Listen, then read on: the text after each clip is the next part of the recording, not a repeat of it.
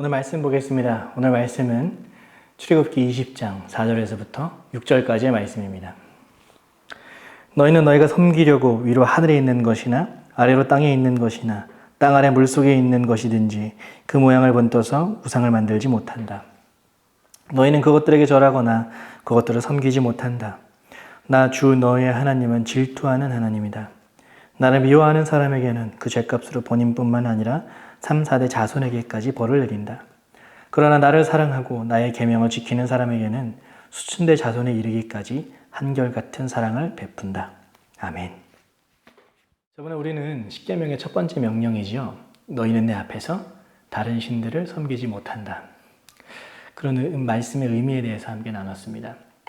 첫 번째 계명이 우리에게 주는 메시지가 몇 가지 있었는데 한번 정리해보면, 먼저 첫 번째는 하나님만을 너의 정체성의 뿌리로 두라는 명령이었어요. 또 두 번째는 우상이 난무하는 가나안 땅에서 하나님만 섬기라고 하는 명령은요, 거룩으로의 초대를 의미하는 말씀이었습니다. 또 세 번째로 알파나임, 하나님 앞에서라고 하는 단어의 의미의 해석을 통해서 하나님의 얼굴 위에 다른 신들의 가면을 씌우지 말고 하나님을 하나님으로 섬겨라 라고 하는 메시지가 그 속에 들어있다고 얘기했었어요. 또 네 번째로 알파나임의 또 다른 의미죠. 하나님의 얼굴 앞에 죽은 우상이 아니라, 표정도 없는 그런 우상이 아니라 살아있고 인격이 있는 솔직한 너의 얼굴로 하나님 앞에 얼굴과 얼굴을 대면하면 나오라 라고 하는 메시지가 그 속에 담겨있다라고 함께 나눴었습니다. 오늘은 두 번째 계명이죠. 너희는 우상을 만들지 못한다 라는 말씀을 함께 나눠보려고 합니다. 너희는 우상을 만들지 못한다라고 메시지에는요, 두 가지의 의미가 있다고 보는데, 첫 번째는 표면적인 메시지와 두 번째는 내면적인 메시지예요. 먼저 첫 번째로 표면적인 메시지라는 것은 본문 그대로 보여지는 메시지예요. 우상을 만들지 말라. 우리나라에서는 특별히 다른 종교나 샤머니즘 같은 토속 종교들과 대립되는 의미로서 선포되는 말씀이죠. 두 번째로 내면적 메시지라는 것은요, 무너진 이스라엘의 자존감의 회복을 선포하시는 메시지라고 하는 사실입니다.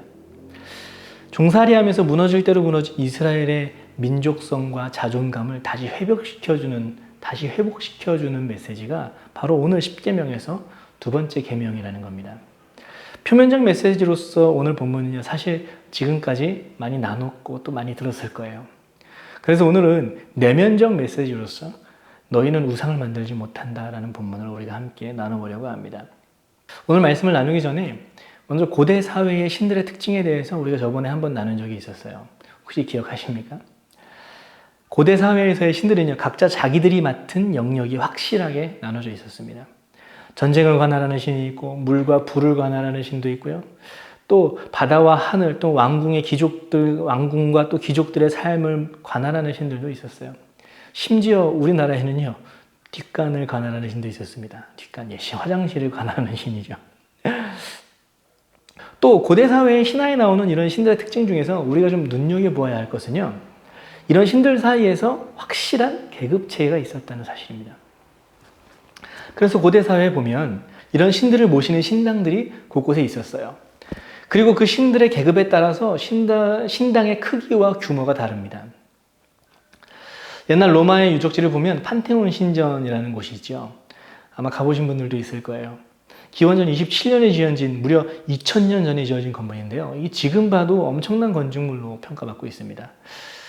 그런데 이 판테온 신전을 여러분 우리말로 옮기면 어떻게 되죠? 바로 만신전이라고 하죠. 판은 많다라고 하는 뜻이고요. 또 테오스는 신을 의미하는 헬라어 단어예요. 그래서 다시 말하면 많은 신들을 모시는 신당이라는 뜻이 바로 판테온 신전입니다. 판테온 신전에 보면 고대 헬라 문화권에서 섬기던 신들의 명단이 막 쭉 나와요. 그리고 그 명단들은 확실한 계급 체계를 두고 기록되어 있습니다. 우리도 알다시피 가장 대빵신이 누구죠? 제우스죠. 제우스. 그런데 여러분 한번 생각해 봤으면 좋겠어요. 이렇게 각자의 확실한 영역이 있고 계급도 확실하게 존재하는 신들을 모시는 신전에서 그들을 기리는 종교 행사를 가져요. 여러분, 이런 큰 신전에서 행하는 종교 행사가 얼마나 큰 규모로 장엄하게 이루어졌을까요? 그런데 여러분, 이런 종교 행사를 갖는 무리 속에서 그 종교 행사에 참여하는 한 개인들은 이 종교 행사 속에서 어떤 생각을 갖게 될까요? 아마도 자연스럽게 그들이 갖고 있는 계급사회를 받아들이게 되는 결과를 낳지 않을까. 신들도 계급이 있는데 우리 사회도 계급이 존재하는 것이 당연시되는 거죠. 자연스럽게 체득되는 거예요. 우리의 계급사회를 정당화시켜주는 도구가 바로 고대 사회의 우상이었다는 겁니다. 사실 이게 고대 사회까지 나갈 것도 없습니다. 지금까지도 여전히 계급이 남아있는 나라가 있죠. 바로 인도입니다. 국가적으로는 계급을 철폐했지만 많은 사람들의 인식에서는 여전히 계급이 존재합니다. 그 이유가 뭘까요? 바로 그들의 카스트 제도를 정당화시켜주는 중요한 도구가 바로 많은 우상들에 있어요.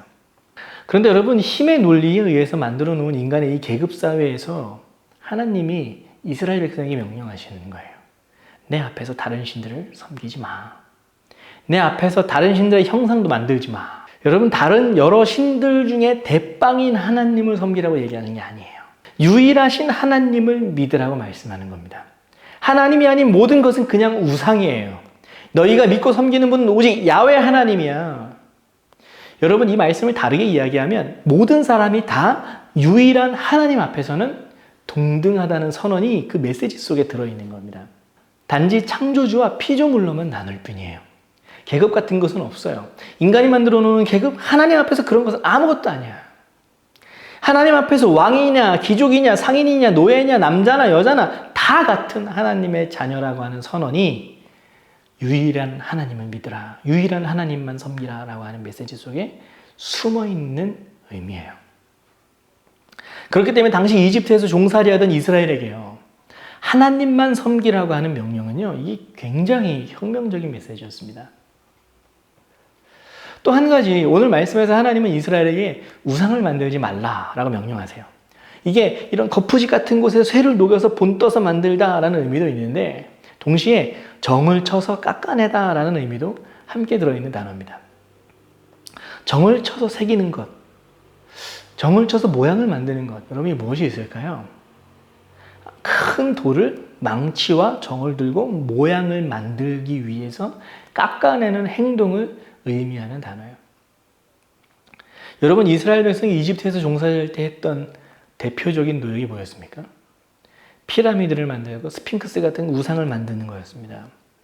여러분, 피라미드를 보면 진흙을 구워서 만든 것도 있지만 어떤 종류는요, 엄청나게 큰 돌을 깎아서 만든 것도 있습니다.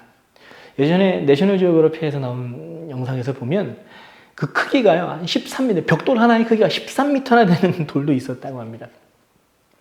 13m나 되는 돌을 네모 반듯하게 깎아내려면 그때 당시에 뭐 포크레인이 있겠습니까? 아니면 막 조그만 드릴이라도 있었을까요? 아마 그런 것도 하나도 없었잖아요. 그냥 순전히 사람의 힘으로 하는 거예요. 수십 명의 사람들이 늘어서서 수십 일, 수백 일을 걸려서 정을 쳐서 모양을 만들어내는 겁니다. 여러분, 이스라엘 백성이 종살이에서 평생 했던 일이 바로 정을 치는 일이었어요. 그래서 이스라엘에게 정을 치는 행위는 종살이와는 떼를 내야 뗄 수 없는 행위였던 겁니다. 이렇게 종살이하던 이스라엘에게 하나님이 오늘 명령하시는 거예요. 너희는 우상을 새기지 마라. 나를 위해서도 새기지 마라. 하나님이 이걸 강조하기 위해서요, 아주 다시 한번 세밀하게 다시 말씀해 주세요. 위로 하늘에 있는 것이나 아래로 땅에 있는 것이나 땅 아래 물속에 있는 어떠한 것이든지 어떤 모양도 만들지 말아라. 심지어 하나님께 제사를 드리기 위해서 제단을 쌓을 때도 다듬은 돌을 사용하지 못하게 하셨어요. 이 말씀이 이스라엘 백성에게 여러분 어떻게 들렸을까요? 평생 돌 깎아가면서 피라미드를 만들고 우상을 만들었던 그들에게 더 이상 우상을 새기지 말라는 말씀은요, 종에서 자유인이 되었다는 선포를 의미하는 거예요. 너희는 이제 종이 아니야. 더 이상 종된 삶으로 돌아가지 마. 내가 너희를 이제 자유민으로 만들었어. 이스라엘 백성이 다시 우상을 섬기는 건 다시 종으로, 노예로 돌아가 버리는 것을 의미했던 거예요.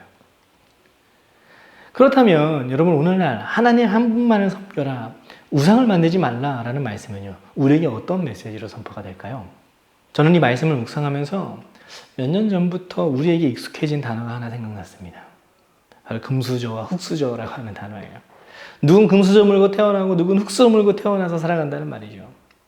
이 단어는 똑같이 태어나서 학교를 다니고 공부하고 성장하는데 사회에 첫 발을 내디딜 때 태생적으로 출발선이 다르다는 걸 의미합니다. 우리 사회의 불공정을 대표하는 단어가 바로 이 금수저와 흙수저라는 단어죠. 또 이 금수저와 흙수저라는 단어는요, 인간의 가치를 경제적인 가치로 환산하는 단어이기도 합니다. 자본주의 사회에서는 당연히 물질과 돈이 가치를 가져요. 그런데 문제는 인간의 가치도, 우리 인간의 인간성까지도 자본에 잠식당해 버린다는 겁니다. 그리고 자본의 논리에 우리의 가치가 매겨지는 현실을 반영하고 있는 단어가 바로 금수저와 흙수저라고 하는 단어예요. 이런 사회 풍토 속에서 살아가다 보니까요, 특별히 사회에 첫 발을 내딛는 청년들은 자연스럽게 좌절을 경험해요. 더 아픈 건 좌절이 반복됩니다. 그리고 이 반복된 좌절은 굳은 살이 배겨서 패배주의가 돼요. 이런 환경을 극복해 나가는 사람들도 있습니다. 좀 더 노력해가지고 자기가 원하는 자리에 들어가요. 하지만 시간이 지나면서 조직 내에서 부품으로 전락해버리는 자신을 보면서 자존감은 계속 떨어져요. 조금 이겨냈는데 여전히 좌절이 반복되는 것 같아요. 그런데 상대적으로 금수저를 물고 태어난 사람들은 이렇게 치열하게 살지 않아도 잘 살아가는 것 같아요. SNS에 여행을 자랑하고 명품을 자랑합니다. 건방도 어느 정도 막 피해가면서 누릴 수 있는 것을 누리면서 살아가요. 이런 사람들을 보면 부러운 마음이 들지만 동시에 좌절도 경험됩니다. 오늘을 살아가는 우리 그리스도인들에게, 그리고 젊은 청년들에게 하나님만을 섬겨라, 우상을 만들지 말아라 라고 하는 메시지는 여러분 어떤 의미로 다가올까요? 저는 이 말씀을 묵상하다가요, 한 가지 이야기가 생각났어요. 예전에 산업화 시대에 미국이나 유럽에서 서커스 유랑극단 같은 단체들이 있었잖아요. 이것저것 돌아다니면서 서커스 공연을 하면서 돈을 버는 사람들이었어요. 이 서커스 공연을 하다 보면 빠지지 않고 등장하는 공연이 하나 있습니다. 바로 코끼리 공연이죠. 집채만한 코끼리가 공놀이를 하고 두 발로 서기도 하면서 막 공연을 합니다. 그런데 이 공연을 보러 온 사람들이 공연 시작 전과 후에 공연장 밖에서 조금 이상한 광경을 하나 보게 됩니다. 그게 뭐냐면 코끼리가 덩치가 엄청나게 크잖아요. 그런데 그 집채만한 코끼리가 자기 몸보다도 한참 작은 나무에 매달려 있는 거예요. 그보다 큰 나무도 진짜 뿌리채 뽑을 수 있는 힘이 있는 코끼리인데 그냥 살짝 힘만 줘도 쉽게 벗어날 수 있는 작은 나무 또빵 같은 것에 묶여 있는 거예요. 거기서 벗어나려고 생각하지도 않아요. 왜 그럴까요? 그 이유는 코끼리가 서커스단에 들어올 때는요, 새끼로 들어와요. 그리고 나무에 끈을 연결해서 묶어 놓습니다. 야생에서 어미 밑에 있던 새끼가 당연히 도망가려고 막 애를 쓰죠. 근데 나무에 묶여서 나갈 수가 없는 거예요. 아직은 이 땅에 박혀있는 작은 나무를 이길 수가 없는 거예요. 그런데 이제 덩치가 커지고 큰 나무도 뽑을 수 있는 힘이 있는 코끼리가 됩니다. 그런데도 불구하고 여전히 어릴 때 묶여있던 그 나무에 묶여 있어요. 어릴 때부터 여기서 벗어날 수 없다고 학습이 되는 거죠. 좌절이 반복되다 보니까 자신에게 어떠한 힘이 있는지도 잊고 살아가는 거예요. 여러분, 자본주의 사회에서 가장 큰 우상, 인정하기 싫지만 사실은 돈이죠. 예수님이 말씀하신 맘몬이라고 하는 신입니다. 돈이라는 것이 마치 어린 코끼리를 묶었던 이 나무 막대기처럼 우리를 거기에 매일 수밖에 없도록 만드는 것 같아요. 돈에 의해서 사람의 가치가 매겨지고 연봉이 나를 드러내는 지표가 됩니다. 심지어 많은 교회들까지 새신자로서 가난한 사람보다는요, 부유한 사람이 들어오기를 기대하는 마음들이 솔직하게 있습니다. 우리도 우리의 의지로 이런 환경을 만든 것은 아니었어요. 어쩌다 보니까 이런 환경에 놓여 있고 우리도 모르게 맘몬이라는 우상이 만들어져서 거기에 묶여 있는 모습으로 자연스럽게 지내고 있는 모습을 보게 됩니다. 하지만 여러분, 우리는 하나님의 사람이잖아요. 우리는 하나님의 자녀들이잖아요. 어떻게 이런 사회 속에서 우리는 유일하신 하나님을 온전히 섬기면서 살아갈 수 있을까요? 저는 그 해답 또한 오늘 말씀에서 발견하게 돼요. 왜 하나님은 우리가 신을 섬기기 위해서 어떠한 형상도 만들지 말라고 말씀하실까요? 이유는 간단합니다. 그 모든 것이 하나님이 만드신 피조물에 불과한 것이지 그 자체가 하나님이 아니기 때문에 그래요. 하나님을 섬기겠다고 엄청나게 거대하고 장엄하고 그 앞에서 막 진짜 오금이 저릴 정도로 굉장한 형상을 만들어도 하나님 앞에서는 그냥 피조물된 인간이 만든 조형물에 불과한 거예요. 아무것도 아니라는 거죠. 그런데 여러분, 우리 인간이 하나님의 형상을 만들지 않아도 하나님이 먼저 하나님의 형상을 어딘가에 만들어 놓으셨다는 사실을 여러분 아십니까? 바로 우리 안에 숨겨두셨잖아요. 우리를 하나님의 형상으로 지으셨어요. 하나님은 하나님의 형상을 어떤 거대한 조형물을 만들어서 숨겨두신 것이 아니라 우리를 이미 하나님의 형상으로 지으셨다는 사실입니다. 오늘 말씀에 보면 하나님이 정말 너무도 인격적인 단어로 우상을 만드는 사람들을 향해 말씀하십니다.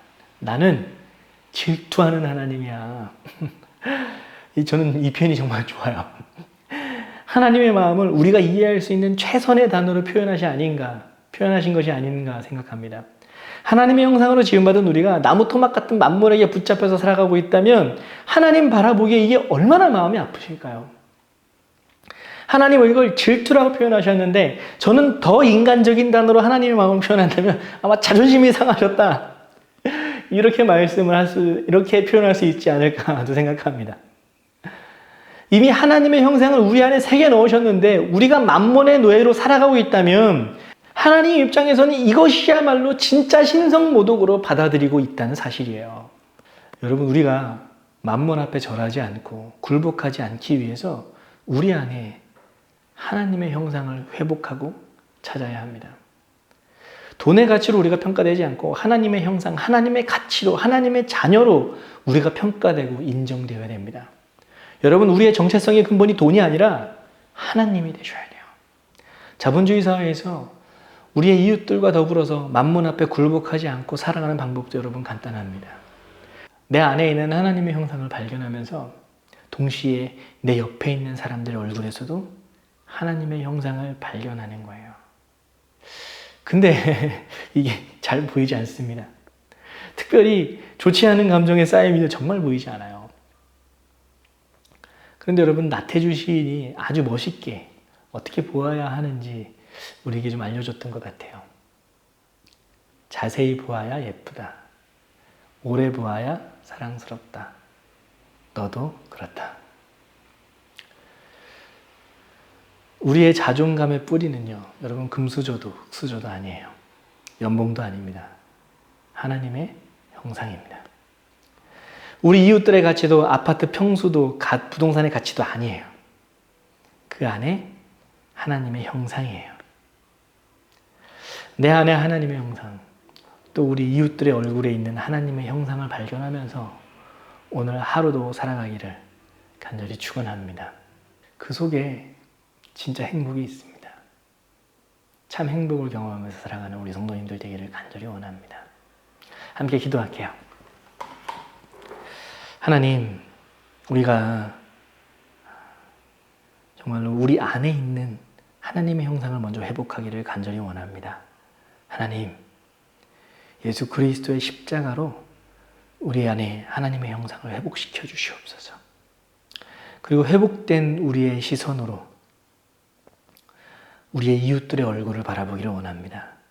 그 얼굴 속에서 하나님의 형상을 보게 하여 주시옵소서. 하나님의 가치를 보게 하여 주시옵소서. 그 영혼을 사랑하셔서 구원하기를 원하시는 하나님의 간절한 마음을 보게 하여 주시옵소서. 감사합니다. 예수님의 이름으로 기도합니다. 아멘. 아멘. 정말 만나고 싶습니다. 네.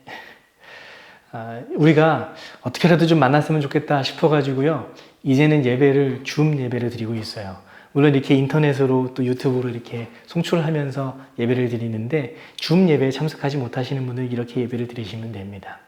그런데 줌 예배에 참석하시고 싶으신 분들은 줌 주소를 찍고 들어오시면 되는데 우리 멤버들은 우리 단톡방에 이렇게 올리기 때문에 주소를 올리기 때문에 거기 찍고 올 수 있는데요. 우리 단톡방에 계시지 않은 분들은 줌 예배 들어오는 게 좀 어려우실 거예요. 만약에 줌 예배를 들어오고 싶다 하시는 분들은요, 유튜브 댓글에 줌 예배 저도 참석하고 싶어요 라고 말씀해 주시기 바랍니다. 그리고 또 한 가지, 우리 멤버십들 중에 아는 사람들이 있으면요, 카톡을 보내서 줌 예배 참석하고 싶다고 얘기해 주세요. 그러면 우리가 우리의 줌 주소를 같이 공유해 드리도록 하겠습니다. 이렇게라도 얼굴을 좀 보고 싶어요. 예, 얼굴을 보고 함께 예배를 드리고 짧게라도 같이 좀 교제를 나눴으면 좋겠습니다. 축도함으로 오늘 모든 예배를 마치도록 하겠습니다. 이제는 우리 구주 예수 그리스도의 은혜와 무한하신 아버지 하나님의 극진하신 사랑과 성령님의 감화감동 역사하심이 오늘 이 시간 우리 안에 하나님의 형상을 회복하며 우리 이웃들의 얼굴에서 하나님의 형상을 발견하기를 원하는 우리 성도님들 머리 위에 이제로부터 영원토록 함께 하실지어다. 아멘.